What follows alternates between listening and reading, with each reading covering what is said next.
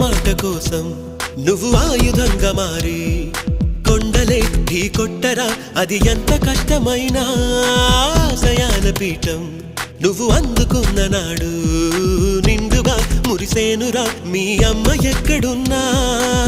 చేయూతే ఇస్తుంటే ఓ స్నేహ బంధం చరితల్లే మారాలి నువ్వెళ్ళు మార్గం. నీ ప్రతిభే చూపించే ఆ రోజు కోసం ప్రతి అణువు కావాలి నీ వెనుక సైన్యం.